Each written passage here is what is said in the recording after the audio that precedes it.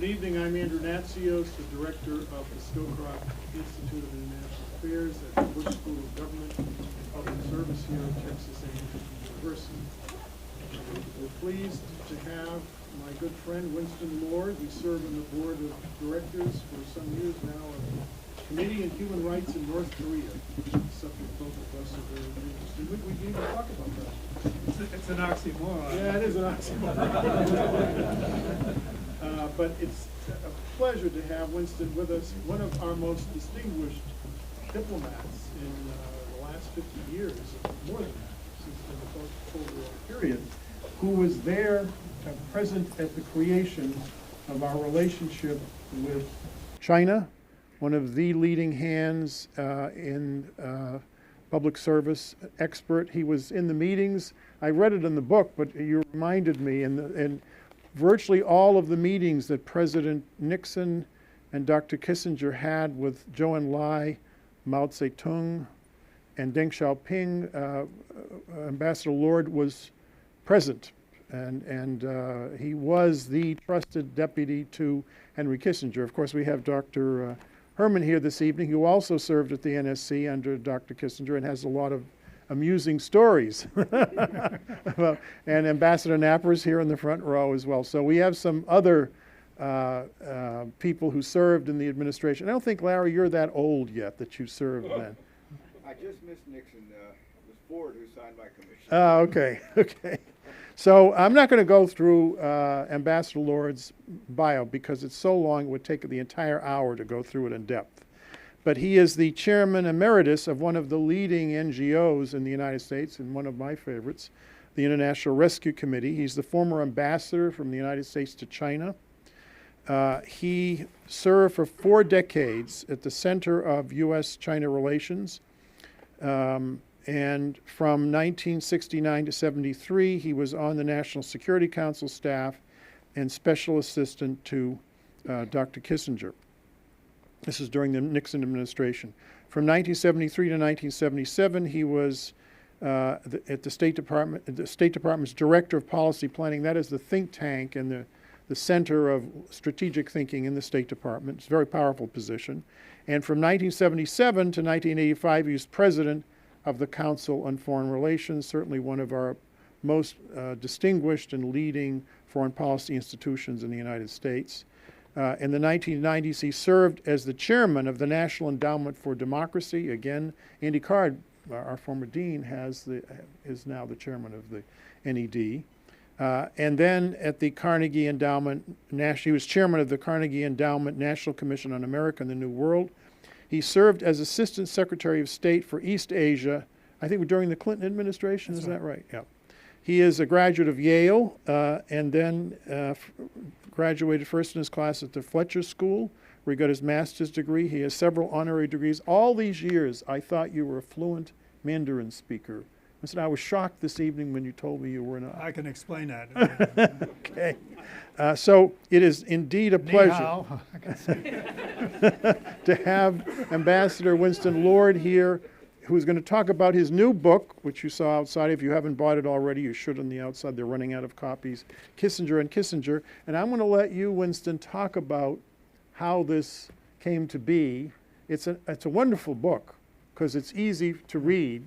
It's not a 1,000-page memoir that takes 2 years to read, but very readable and very interesting. But why don't you talk about how it came to be? All right, first, a few personal notes. I'm particularly happy to be here because what speaker ever says they're unhappy to be somewhere, but I really am because I've had connections with Bush, Scowcroft, and Natsios in my career.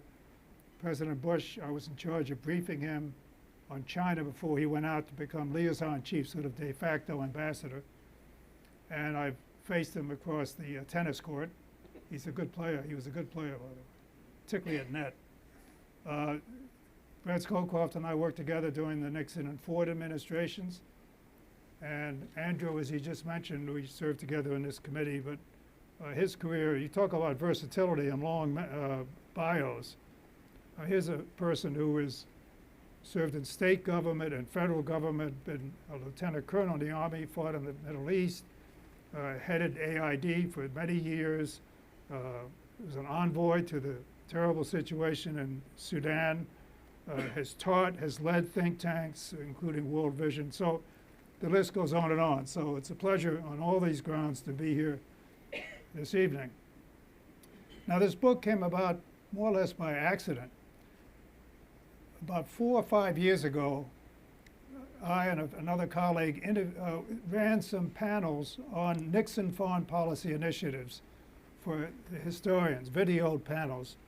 And we did China, Russia, Middle East, Vietnam, the NSC system, how you conduct foreign policy. And we did this with people who have been key to these issues, and we'd go on for a couple of hours and have timelines. I thought at the end of that, why don't we try to get Kissinger, who is central to all these initiatives, to get him to do an interview and reflect back sort of strategically on these events. He had never done an oral history. This is his first and only oral history. And the way we got him to do it was we said, well, we'll just do an hour. And we did an hour, and it was so good, even he thought it was pretty exciting. So we went on for several more, and the interviews were, we thought, so rich that we cleaned them up a little bit and turned them into this book. Now, I want to make clear, it was a little bit. It's extraordinary when you read this book. He was 92 when he gave these interviews a couple of years ago, 93, reflecting on events almost a half century before then. And he would recall spontaneously. I mean, he knew the general topics we were going to ask, but we didn't give him the questions. He would recall not only the strategies on these issues that I mentioned, but the key milestones and incidents. He would pepper it with anecdotes, and he gave some really stunning personal portraits of these various leaders. In addition, I drew him out on more generic subjects relevant even today. And I would argue that some of the issues here is certainly relevant to today as well. But for example, the need for strategy in foreign policy, the qualities of leadership, how you should negotiate, how you should organize your foreign policy process, et cetera. So that is the sum total of how the book came about. It's accessible, as you mentioned. It's less than 200 pages. I think it'll recall events for people in our generation, but for succeeding people, particularly students and younger generations, a lot of this stuff is ancient history, like the Vietnam War, the opening of China. And I think it'll be useful to future historians as well. One last note, we can go on further. In order to boost sales, I have been toying with an idea.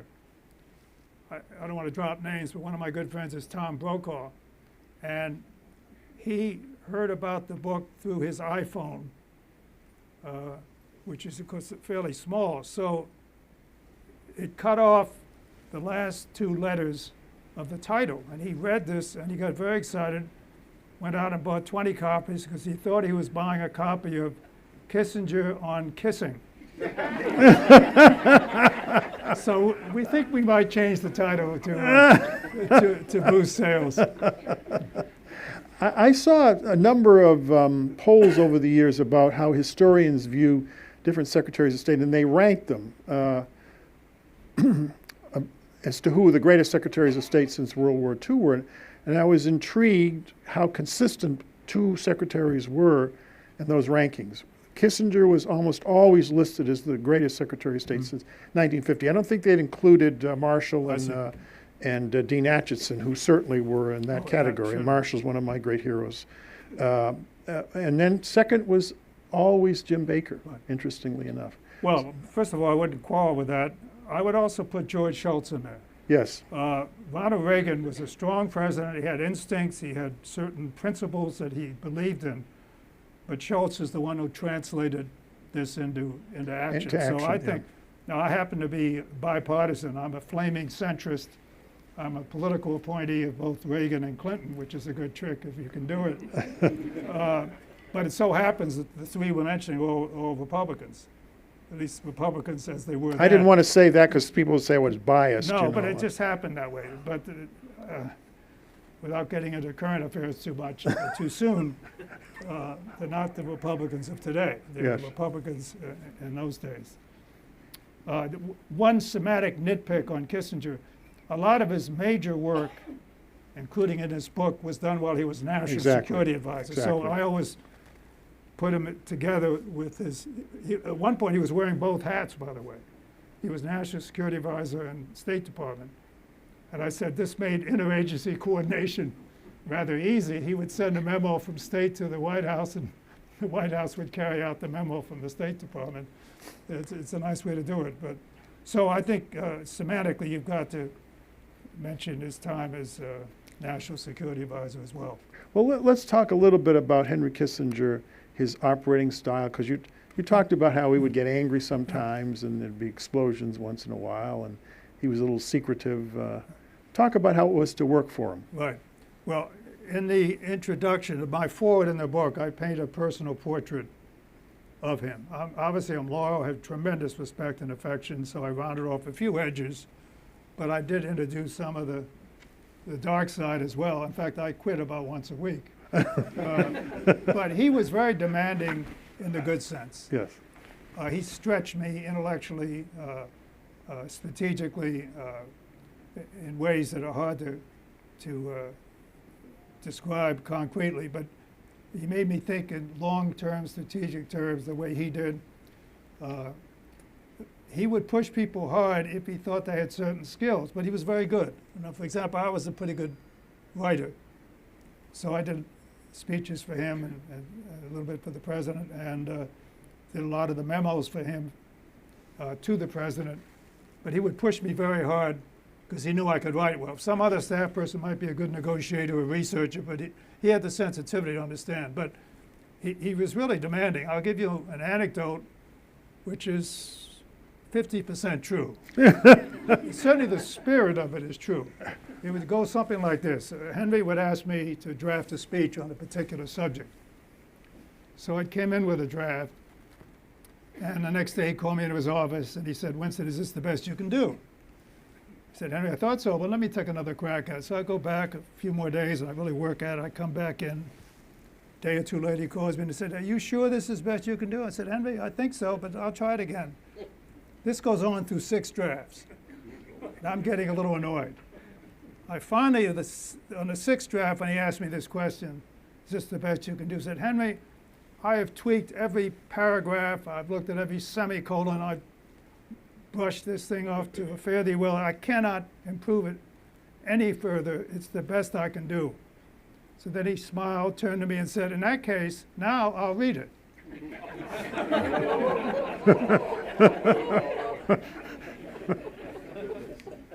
But on balance, I'm obviously very grateful to him.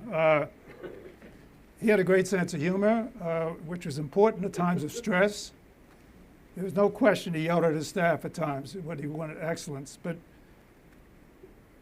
usually it was over minor things. If he was in the middle of a crisis, he was very cool. For example, when the Yom Kippur War broke out in October '73, we were at the Waldorf Astoria in New York for the United Nations General Assembly, and Henry was in the midst of polishing off a major speech to the UN. The war breaks out, and of course he was on the phone to the president and foreign ministers and ambassadors. But in the midst of it, he continued to go back to his desk and coolly draft and work on that speech, which had nothing to do with the Middle East. It was world order or something like that. So in a crisis, he would keep his cool, but if his assistant gave him too heavy a schedule, or if somebody lost his laundry, he'd go nuts. I'll give you an example. On the secret trip to China, July '71, this set up the Nixon summit a year later. By the way, I always claim I was the first one into China. As you know, 1949, when the communists took over, we broke off relations with China. We fought them in Korea. We hadn't talked to them, and we had hostilities for 22 years. And so this secret trip was the first time any American officials had been in China for 22 years. Some people think Nixon was the first. Of course, most people know Kissinger preceded him on this secret trip. But most people do not know that I beat Kissinger to China. We were on a Pakistani plane flying secretly in July '71. And no American official, as I said, had been in China. As the plane got close to the Chinese border, I went to the front of the plane and Henry was in the back, so I got into China ahead of him. He admits that in his memoirs, by the way. But he went crazy on the plane because his assistant forgot to pack his shirts.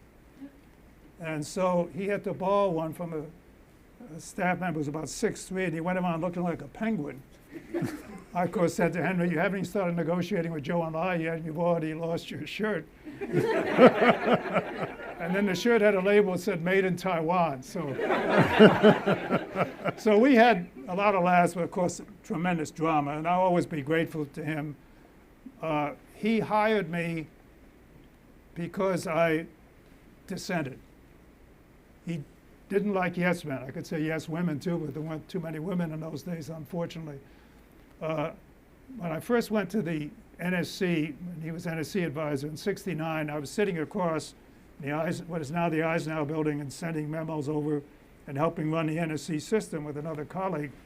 And in some of my memos, I at least raised questions and also criticized what he and the president were up to, or at least played devil's advocate. And it's not despite those memos, because of them, he hired me to be his special assistant.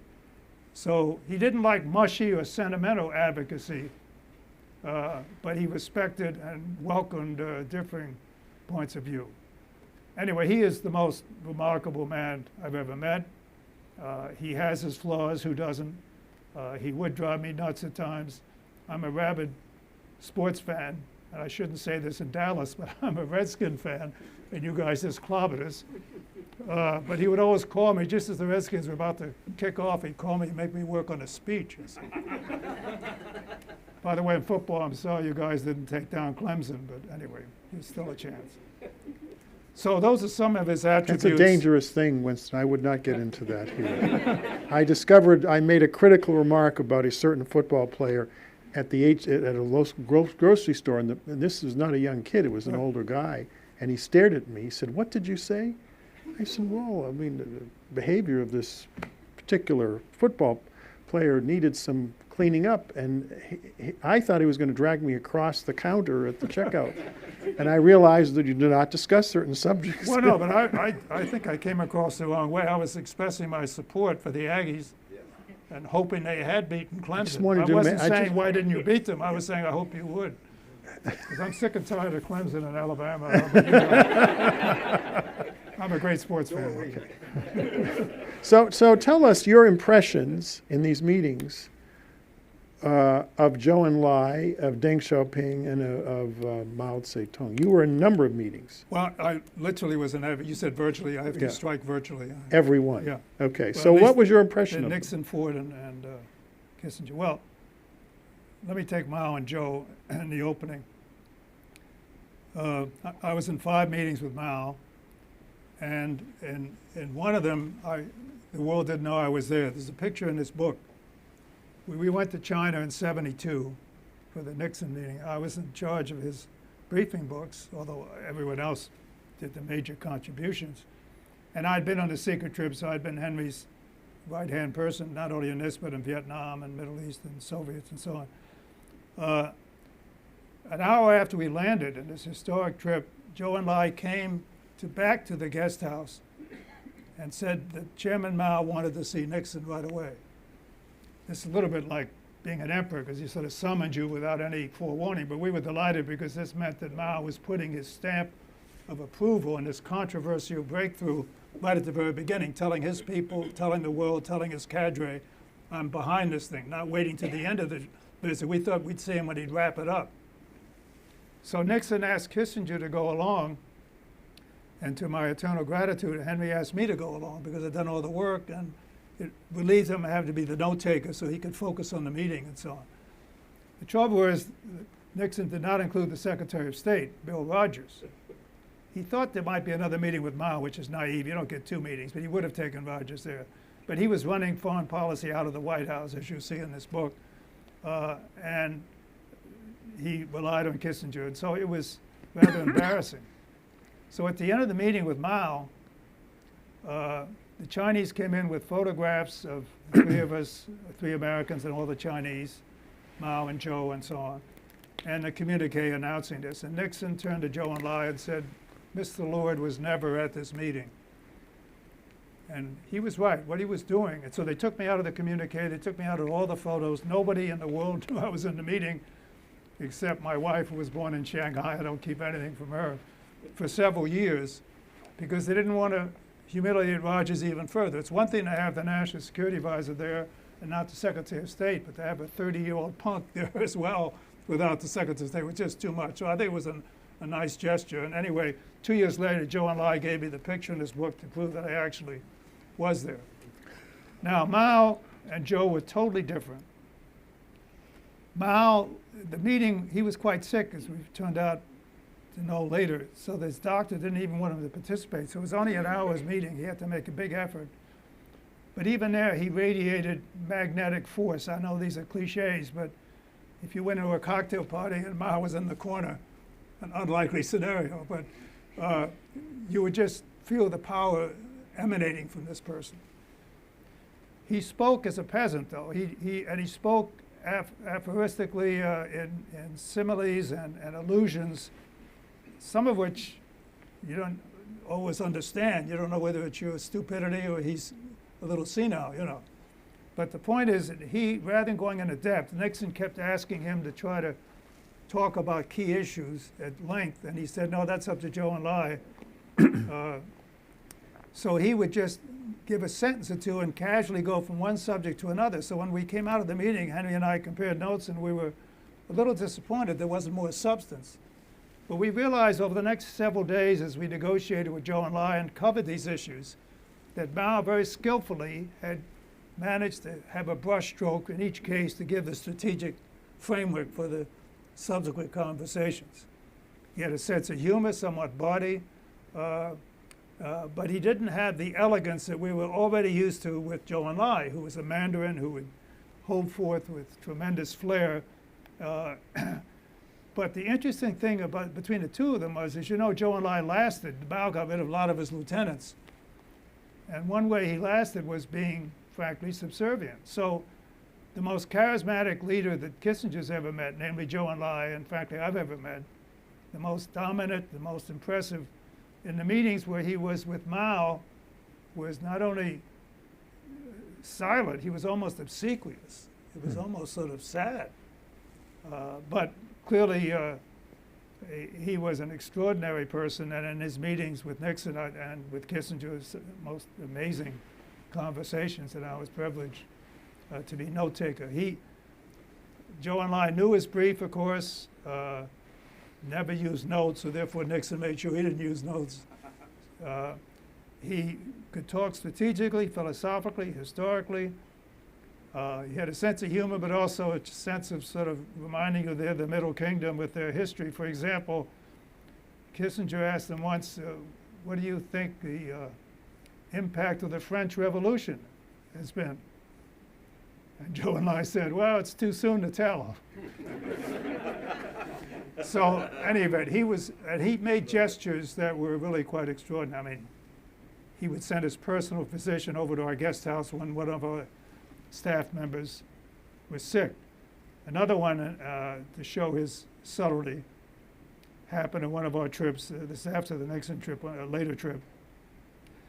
Henry and I would walk around the guest house environs so that we could escape the bugging machines in the guest house. Or they probably had bugs in the trees, what do I know? But so we'd go out there and we would take a walk and also talk about tactics. But every time we got to a certain bridge, either a policeman or a PLA operative would stand up and keep us from going over the bridge. We couldn't understand why. We could go anywhere else we wanted to. And we talked about this back in the guest house. Of course, we were overheard, presumably. Flash forward a few nights later, we had the final evening meeting with Joe and Lai. And he and Kissinger would talk history and philosophy when they got through and so on. Joe and I made the extraordinary gesture of saying that he would walk Kissinger back to his guest house. You don't do this in terms of protocol. He was the prime minister. This is the national security advisor. He walked us back to the guest house, and guess what? We went over that bridge. He didn't say a word. He never mentioned it, but he purposed, and it wasn't the most direct route. So he clearly was making a point. He knew what was going on, and also, anyway, it's just typical of the guy. One last point on the relationship between the two. In 1975 and 76, both Mao and Zhou were quite sick, and so the question of succession was coming up, and you had radicals led by Mao's wife and the Gang of Four, and you had people like Deng Xiaoping, pragmatists, on the other side. And Mao, of course, wanted to name the successor, and he didn't want to be outlasted in health by Zhou Enlai. This story, by the way, comes from the doctor of Mao, so it's a pretty good source. Zhou Enlai had cancer. He needed an operation. Mao forbid him to have an operation. Zhou Enlai died before Mao. Zhou Enlai on his deathbed knows this happened. What does he say? Long live Chairman Mao. Sort of sad and sort of poignant. But anyway, that shows you this complicated relationship where Zhou was the pragmatist, would rein in the excesses of Mao, including during the Cultural Revolution where he himself suffered. Some in China, I don't agree with this, felt he was an enabler of Mao. In some ways he was. He made the trains run on time to a certain extent in this chaos. But I think he did enough of damage limitation, even though he, of course, was ruthless too. He was a communist, and he was number three, never number two, technically. So that's the kind of person he was. I'll give you one other example of the Mao-Zhou relationship. Going back to the secret trip in July '71, we had a private tour of the Forbidden City, and then we went to the Great Hall of the People for a Peking duck lunch with Zhou, and we got him talking about the Cultural Revolution, which technically was still going on, but the excesses had occurred a few years earlier.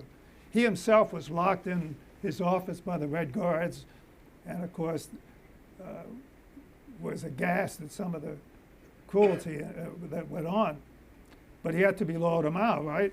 So what he did was he said to us, you know, I suffered during the Cultural Revolution, I saw people suffer, and I thought there was a lot of mistakes, and it went too far, and I had all these feelings at the beginning.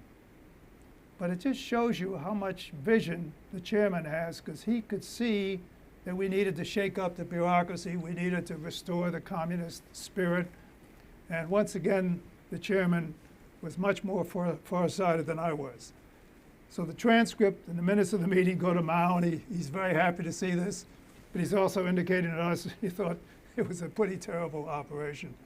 This is the way he operated. But anyway, an extraordinary person, as was Mao, but of course, particularly Mao, extremely ruthless. And you got Hitler, Stalin, and Mao for the 20th century.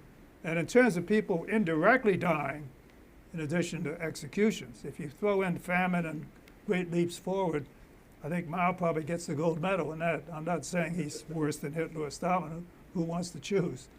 But we had to open up and hold our nose because it was in the U.S. national interest. Well, let me just ask you something, because that's where the realists in foreign policy separate themselves from the liberal internationalists on any issue.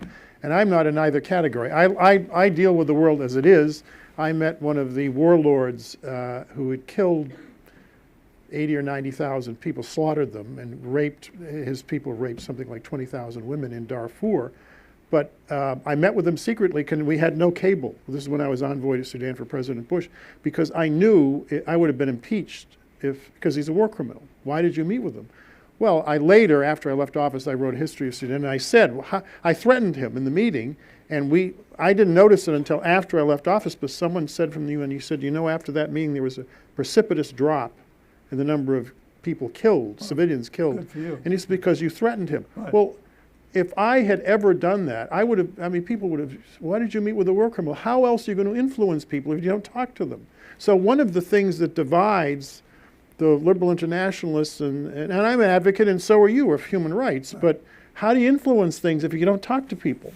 Yeah, of course, during this period, we were talking not only to Mao, but to Brezhnev and to the North Vietnamese. So Yeah. we had a trifecta of unpleasant People. interlocutors. I think it's the single most challenging issue in diplomacy of how you balance off human rights and pragmatism or values and interests. I personally don't think you can separate them. I've always made the case that human rights should be in the agenda, not necessarily dominant, depending on the country, not just for humanitarian reasons, and not just to maintain domestic political and congressional support for your policy, Yes. and not just to give heart to reformers and human rights activists in other countries. These are all valid reasons to do it. But I maintain it promotes our national interests concretely, because not that we can get other systems to change on our own, it's got to come usually from within. We shouldn't be arrogant about it. We ought to get our own system in shape these days before we start trying to show an example to others. But democratic governments, the more we can have democratic governments, and of course the trend has been very worrisome the last 10 or 15 years, as opposed to right after the Berlin Wall went down. The fact is that open, transparent, liberal governments don't fight each other. They make better trading partners. They don't produce refugees. They don't knowingly harbor terrorists. So that I think your concrete national interests are promoted if you have more open democratic governments. Now, I'm personally somewhat schizophrenic. By the way, I once wrote a speech for Henry. He gave in Minneapolis in '75 on this very topic, values and interests. Yeah, I recommend it. If you want to go back and Google it, you can do that. There's no one more of the realistic, geopolitical, pragmatic school than Henry. So here I was, close associate for 8 years, and clearly you see the value of balance of power and judging countries on their external actions and how they affect your direct interest more than what they do at home, etc.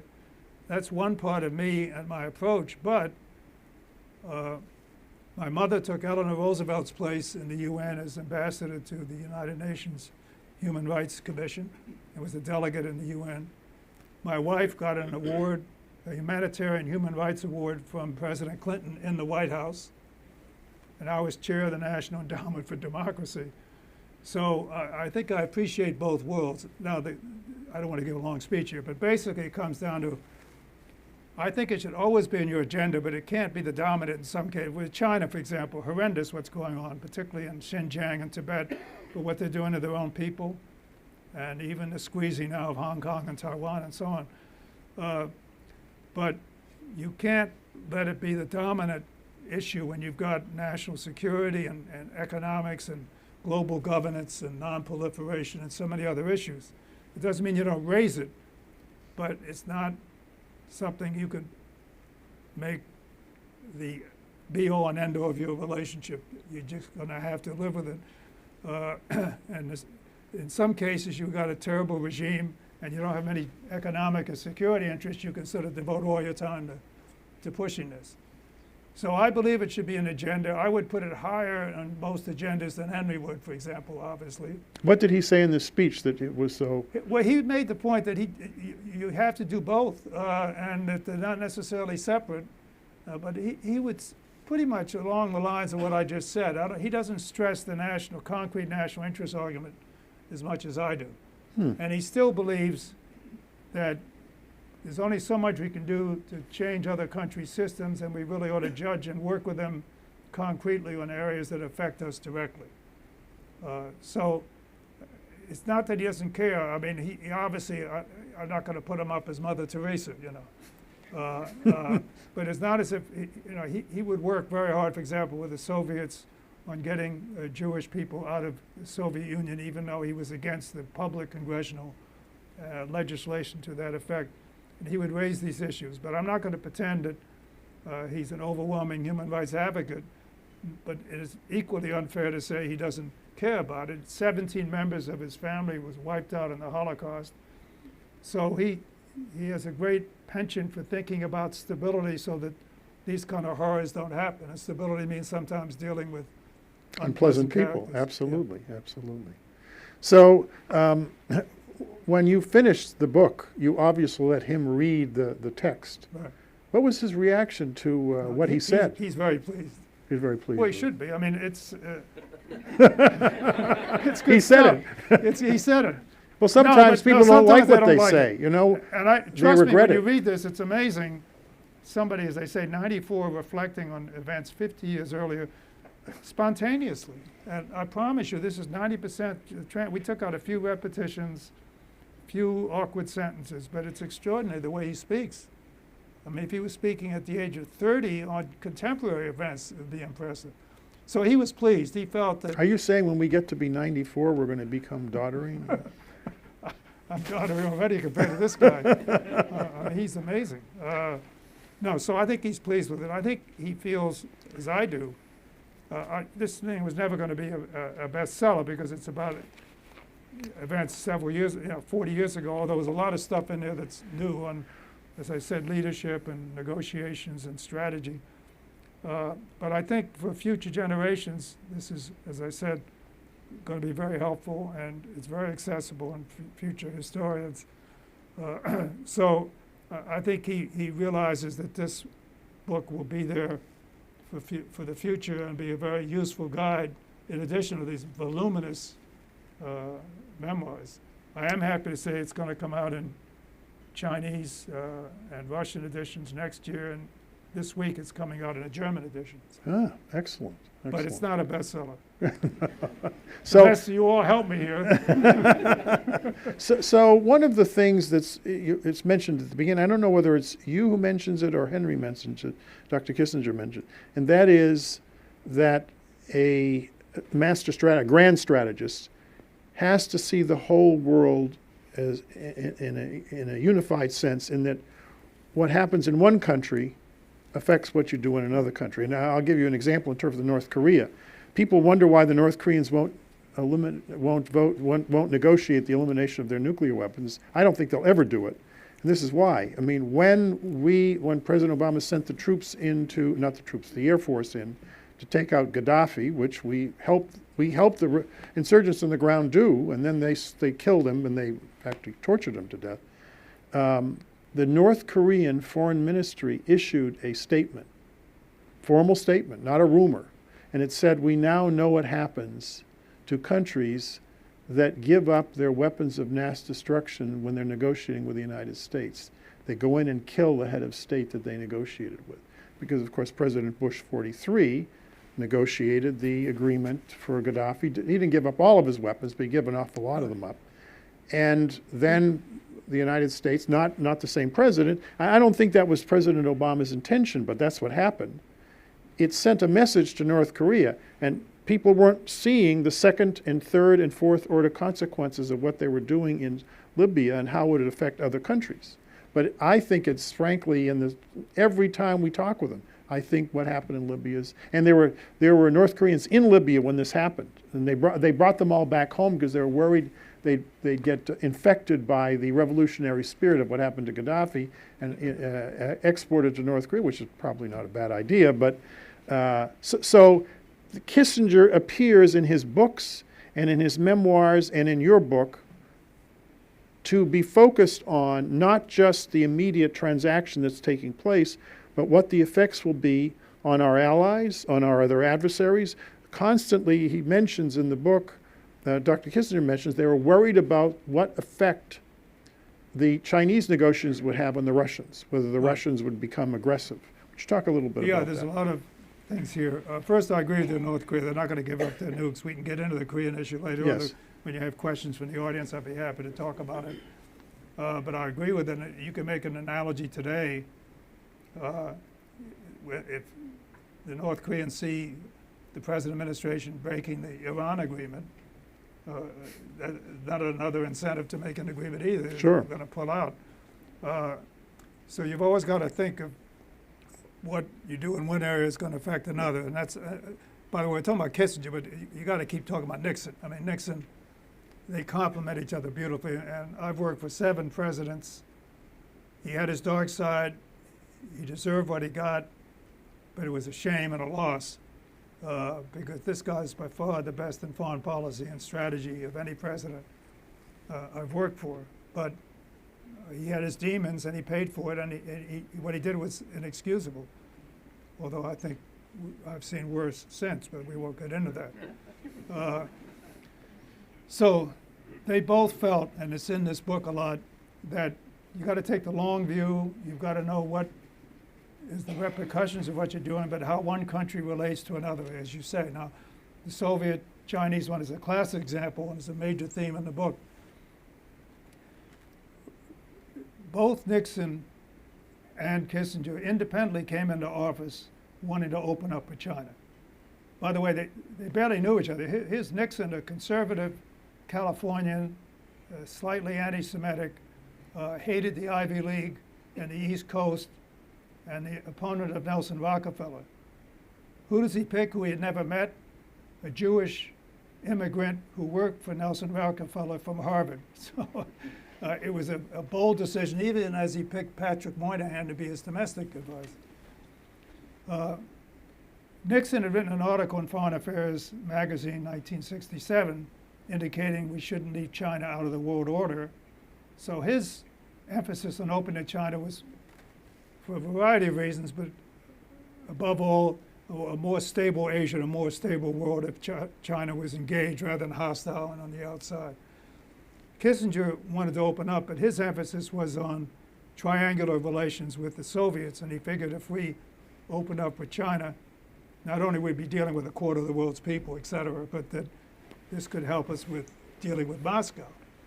Interesting enough, while they were beginning to, remember that Nixon came in 69. By the way, on February 1, 1969, 1 week after his inauguration, he sent a memo to Kissinger, 1 week, and said, I want you to open up with China. That's how big a priority it was for him. But it took some secret channels we had to work through and some public gestures to condition various audiences that we were moving in a different direction. The Russian experts in the State Department picked up on this and saw that we were moving toward China. George Kennan, Tommy Thompson, Foy Kohler, and one other whose name is escaping me now, went to Nixon and said, you should not open up to China. This will have a bad effect on our relations with Moscow. Nixon and Kissinger listened respectfully. They were consulting all kinds of people, but disagreed, and they were proven right, and the Soviet experts, who I greatly respect those names, they were just plain wrong. George Kennan was still in office when that happened? No, he called in outside experts. Called in outside. I thought he retired by then. I meant former State Department. Former State all these Department. guys. Foy Kohler was the other one. Yeah. So here you have the best experts in the world saying if you open to China, you're going to hurt your relations with Moscow, because they were, by this time, enemies. I mean, they'd been supposed allies for 20 years, but in '69 they had border clashes, and it was clear that they were going after each other. And so they were worried about the impact. Well, to make a long story short, one of the reasons we opened up precisely was to get the Soviets' attention. The first couple of years of the administration, the Soviet Union relations was a high priority, and we had certain crises, and we weren't making much progress on arms control or anything else. And in fact, we offered a summit to Moscow before we offered to the Chinese, but they kept dragging their feet.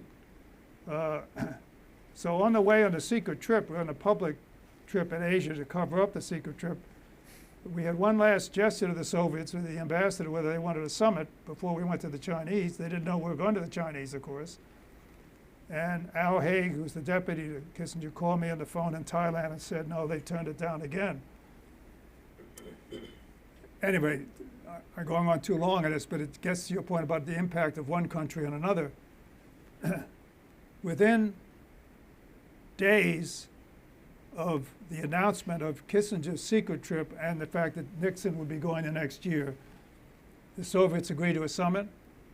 They made major progress on the Berlin Agreement, major progress on arms control.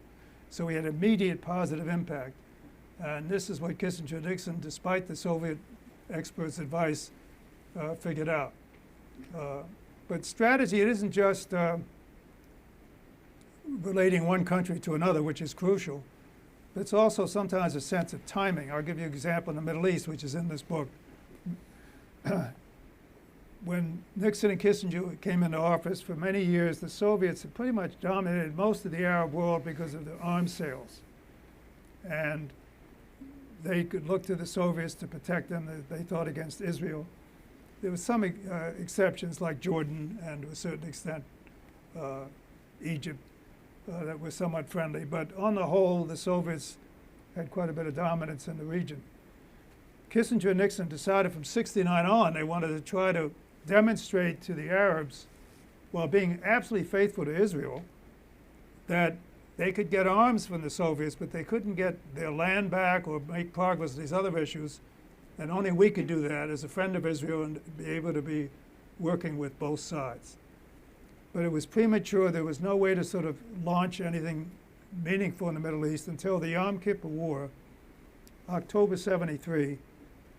The Egyptians surprised the Israelis, by definition on Yom Kippur, drove them back for the first time that the Israelis were having real trouble militarily. The Israelis, of course, with our help, began to counterattack and got to the point where they had surrounded the Egyptian army and were about to annihilate. Nixon sent Kissinger immediately to Moscow to get a ceasefire frozen in place before the Egyptian army would be wiped out. That's what we did, and the first shuttles started happening. The reason to move this way at that point was the following. In the past, the Israelis always humiliated the Arabs, and so they felt triumphant and the Arabs felt humiliated. Here was a case where Sadat had made considerable military gains. There had been a counterattack, but it was still sort of balanced before Israel could go ahead and wipe them out. And so Kissinger froze that situation so that the Israelis had been somewhat sobered up and saw the need for negotiation, and the Egyptians could have some face and pride and dignity because they had not suffered a humiliating defeat. So that's the kind of strategy as well. Balance of power. Balance of power, but also the impact of psychology and face and so on. Exactly. I should have opened it up to the audience for questions. So I can't see you very well given the light here, but if you have a question, Let me say, please. if you want to get into more current policy, if you Yeah, we didn't do that, but yeah, we could. I mean, it doesn't have to be about the book. Right. So are there questions? Yes, right here. From your experience working on Wait a second. Could you answer with the microphone so we hear the question clearly? I'll just pretend like it's on. Is this okay? Can you hear this all right? Is this okay? Yes. Go Okay. ahead. Sorry, no worries. So you worked under Nixon and Ford. I was curious as to how each of them saw this sort of global internationalism you're describing. Did he and Nixon share similar views? Did you say Ford? With Ford. Yeah. Yeah, I was in state policy planning chief when he was president, but I was still working closely with Henry and, of course, with Ford. Ford was an extremely decent man. He paid a great national service by calming the waters after Watergate. He paid a huge political price not getting reelected by pardoning Nixon, which he knew was going to be unpopular and probably figured would cost him reelection. So he by no means was as interested or as versed or as brilliant on foreign policy as Nixon. Nixon and Kissinger were a balanced, integrated team. Ford focused more on healing the nation and domestic affairs, didn't have a strategic grasp that Nixon or Kissinger did. Very few do. Very few presidents or secretaries of state have come close to them, in my view. Again, I'm bipartisan, keep that in mind. So Ford relied very heavily on Kissinger. And to the credit of Ford and Kissinger, quite a bit was done despite the fact that Watergate and the Vietnam War and reassertion of congressional constraints on the executive branch and the distrust of government, all of this was harming our credibility in the world in order to keep things going in foreign policy. But I think one of Kissinger's greatest accomplishments, and Ford deserves credit for this too, is that despite this erosion, you could no longer have the dramatic leaps forward given what had happened that you had in the Nixon first term. But the initiatives with the Russians, détente, and the Chinese, they couldn't go much further, but they didn't reverse themselves or die out. Kissinger, in one of his major diplomatic triumphs that people don't even know about, was Southern Africa, where he moved us toward majority rule in general, and specifically brought about, and it didn't quite happen in his watch, the independence of Rhodesia and Namibia. also, he generally held together our credibility, and again, Ford deserves credit for that. So I think Ford's worldview would be roughly the same as Nixon, but nowhere near as sophisticated. Other questions? Yes, sir, here. Due to the current international situation, do we have a talent that could serve as Secretary of State under the current administration? Do we have a talent, you say? Talent. Do we have a talented person? Well, if the, Persons. well, I don't want to get this too politically exciting here, but you'd have to be like Pompeo and do whatever the president wants. This is Trump's foreign policy, and it's basically now what's going to get him reelected. That's the only thing that counts. It's done by tweet and by instinct. It's transactional. It's not strategic. So, secretaries, the answer is that people have talent, yes, but there's no sense they're going in there. It's useless. It's just not going to do any good. By the way, on the human rights thing, you got to have a balance. But I have a real problem with this president attacking our Democratic allies and getting love letters from Kim Jong-un and excusing what Putin is doing to our democracy and sucking up to Xi Jinping. So I think you don't have to be a crusader in human rights, but I think it's in our national interests as well as our national dignity not to glorify dictators and attack Democrats. In any event, there are people out there, but they wouldn't want to work in this administration. It would be useless if they did. Chuck? It's 2021, and the United States has a new president. What would be your advice on how he should approach China or Xi? Okay, on China, I've got to give some good marks to Trump as well as some criticism. And that gets into your question, because what I would do is what Trump is not doing. But he is right that they are strategic competitors. That does not mean there's inevitable strategic enemies. There's a big difference. And in heightening that awareness, that's useful. Although he's very inconsistent, because he'll say how much he loves Xi Jinping, and then he'll threaten a trade war, he'll do a trade war, but trust me, he'll make a phony deal. Well, he's got to decide which is more important to get reelected, looking tough or spooking the stock market. And so I'm not sure, but I think he'll come out with a halfway deal so he can quiet things down. But I give him credit for raising the awareness of the China competition. Also on some specific, including on economics, where China's been mercantilist, protectionist, stealing our intellectual property, forcing companies to turn over technology, cyber warfare, industrial policy, violating the WTO. But here his emphasis is and everything I'm saying that's wrong is what I would correct to get to your question in the next administration. He's too much emphasis on tariffs. It's much more important to get at sort of the technology problems and who's going to dominate 5G networks and artificial intelligence and robots in the future. And he's raised that, but I don't think he's going to be able to pull that off. He's so fixated on trade deficits, which any economist will tell you isn't the only measure. Now, having said that, when your deficit with a country, as it is with China last year, was over $400 billion, that begins to be real money. I mean, so even although I think deficits are not the key thing, they have been taking advantage of this. And he's paid a little bit more attention to China's aggressiveness in some of these maritime disputes in the South and East China Seas, more patrols and so on. So these are the things that he's done right on China. But his policy toward China, I think, is a disaster, despite that. He's missing 3 or 4 things that I think are crucial and which I'd have the next administration do. We should welcome China's competition. They're not 10 feet tall. They got huge problems. We have inherent strengths that dwarf them. They've got, one ally, North Korea. We've got allies all over the place. They've got the longest land borders in the world, 14,000 miles, 14 neighbors, most of whom that fought in the past or harbor terrorists or have nuclear weapons. We've got Canada, Mexico, and 2 oceans.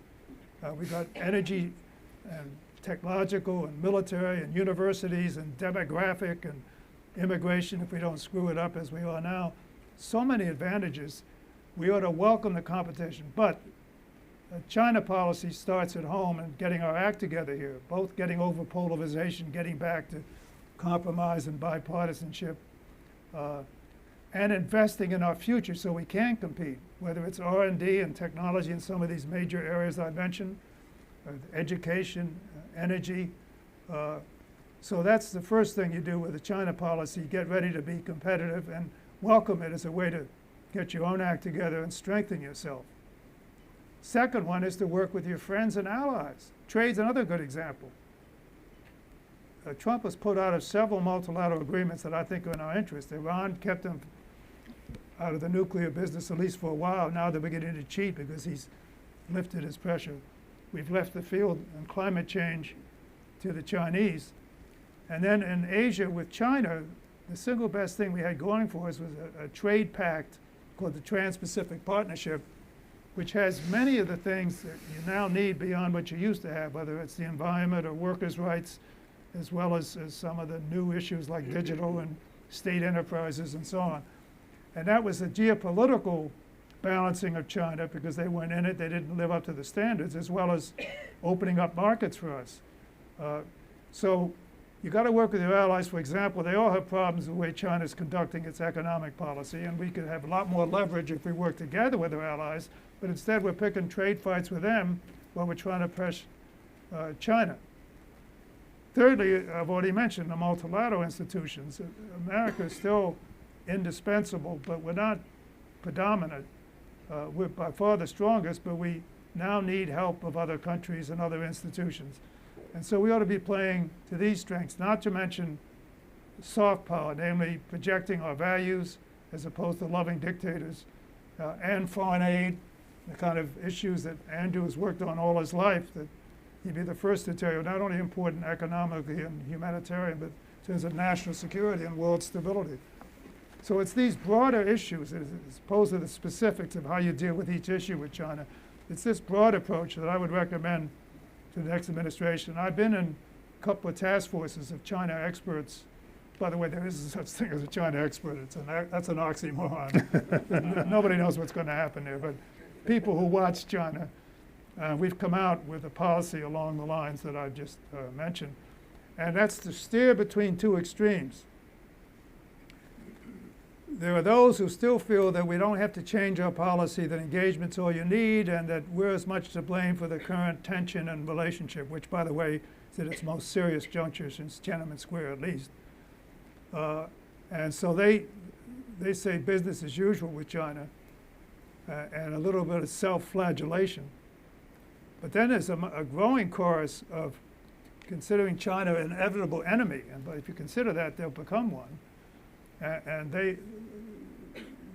there's a real danger here. It even gets into being suspicious of all Chinese people in this country and cutting off visas and scientists coming in. I come out, and this task force I've been on comes out, it's something in between, which is you want smart competition. We're going to be in competitive coexistence with China. We shouldn't be naive, but it means some firmer policies than we had before to push back, because China's become much more aggressive, particularly since the financial crisis in 2008, and particularly under Xi. More repressive at home, more aggressive overseas, trying to influence other societies. So that requires a firmer response. So I'm against those of business as usual, but we should still seek out areas where we can cooperate, and we just got to manage this competition and get our act together with our friends in order to predominate. I didn't mean to give a speech, but that's all right. We have one more question. Could you speculate on some paths ahead for Hong Kong? Yeah, Hong Kong, it's, it's, in a way, I'm a little worried about what's going to happen, but it is a hopeful development, because the trend, as we mentioned earlier, the last decade or two have been populism, nationalism, anti-human rights, democracy on retreat. There are certain things happening, even in Moscow, certainly in Hong Kong, and certain other places. So Hong Kong is, what's happening is hopeful in the sense that it shows people still care about their basic rights. But I'm very concerned how it's going to end. There's no way the Chinese are going to let this get out of hand. The Chinese strategy, and if you force me to figure out how it's going to happen, it's probably, this is where I'd come out. It doesn't mean I like it. They don't want to go in there directly. If they ever go in, they'll go under some camouflage and be pretty thin. But they hope that the Hong Kong police and authorities can take care of it. So their strategy is the following. First, they make sure their own citizens don't know what's going on, so it's totally censored. And they play up whatever acts of violence, and there has been some violence by the demonstrators. They play that up and see policemen getting beaten up.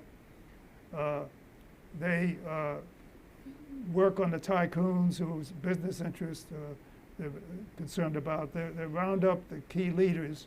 So they're doing all these things, hoping that over time they'll exhaust the demonstrators who will finally give up just out of fatigue or being worried about their futures.